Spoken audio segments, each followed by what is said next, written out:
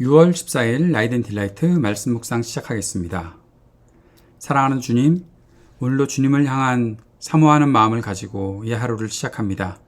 말씀하여 주시고 주의 뜻대로 살게 하시며 주님께서 말씀하시는 그 말씀에 순종하는 삶의 기쁨을 누리게 하여 주옵소서.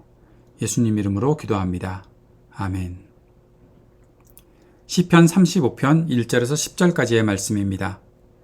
주님, 나와 다투는 자와 다투시고 나와 싸우는 자와 싸워주십시오. 큰 방패와 작은 방패를 잡으시고 일어나 나를 도와주십시오. 창과 단창을 뽑으셔서 나를 추격하는 자들을 막아주시고 나에게는 내가 너를 구원하겠다 하고 말씀하여 주십시오. 내 목숨을 노리는 자들을 부끄러워 무색해 하시고 나를 해치려는 자들도 뒤로 물러나 수치를 당하게 하여 주십시오. 그들을 바람에 날리는 겨처럼 흩으시고 주님의 천사에게서 쫓겨나게 해 주십시오. 그들이 가는 길을 어둡고 미끄럽게 하시어 주님의 천사가 그들을 추격하게 해 주십시오. 몰래 그물을 치고 구덩이를 파며 이유 없이 내 생명을 빼앗으려는 저 사람들에게 멸망이 순식간에 닥치게 하시고 자기가 친 그물에 자기가 걸려서 스스로 멸망하게 해 주십시오. 그때 내 영혼이 주님을 기뻐하며 주님의 구원을 크게 즐거워할 것이다. 주님과 같은 분이 누굽니까? 주님은 약한 사람을 강한 자에게서 건지시며 가난한 사람과 억압을 받는 사람을 약탈하는 자들에게서 건지십니다. 이것은 나의 뼛속에서 나오는 고백입니다. 아멘. 시인 다윗은 그의 인생 중 상당한 시간을 원수들에게 쫓기며 살았습니다. 다윗이 구체적으로 어떤 상황에서 이 시를 썼는지는 알 수가 없습니다. 다만 이 시편의 말씀들을 보면 다윗이 선한 일을 베풀어 주었던 사람들이 다윗이 어려움을 당했을 때 거짓과 함정을 만들어서 다윗을 공격했다는 것을 알 수가 있고, 그렇다면 다윗이 사울에게 공격을 당하고 추격을 당했을 때를 연상하게 됩니다. 그런데 다윗은 자신을 공격하는 사람들을 이기기 위해서 다른 수를 쓰지 않았습니다. 그는 오직 기도하며 주님께 부르짖고 있습니다. 다윗은 하나님께서 자신을 대신해서 싸워주실 것을 청합니다. 어떻게 하나님께서 나를 대신해서 싸워달라는 청을 할 수 있을까요? 다윗은 자신이 하나님의 뜻을 행하기 위해 한결같은 마음으로 살고 있다는 것을 확신했고 하나님께서 자신을 사랑하시며 돌보신다는 사실을 믿고 있었습니다. 다윗은 자신의 욕심과 안전과 번영을 위해서 살지 않았습니다. 오직 하나님의 이름을 위해 살았습니다. 하나님을 예배하고 높이는 것이 그의 삶의 중심이었습니다. 그래서 원수들이 자신을 공격하는 것은 하나님을 대적하는 것과 다르지 않다고 믿었고 하나님께서 자신을 긍휼히 여기시며 보호하실 것을 분명히 믿고 있었습니다.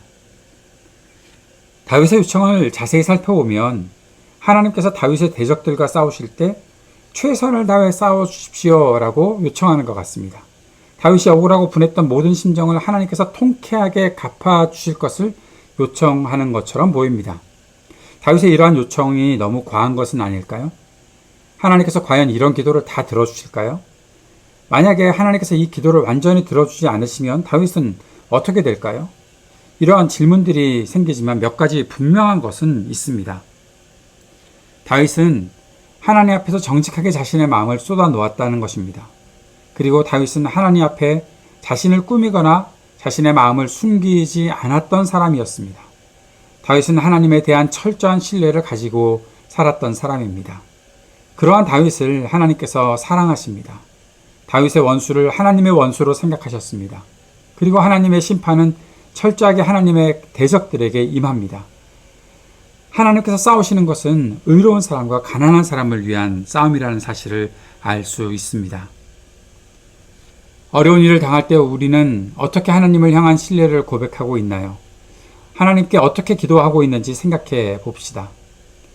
정말 하나님께서 주시는 것이 아니면 아무것도 소용이 없다는 그 마음의 절박함을 담은 기도를 하고 있는가?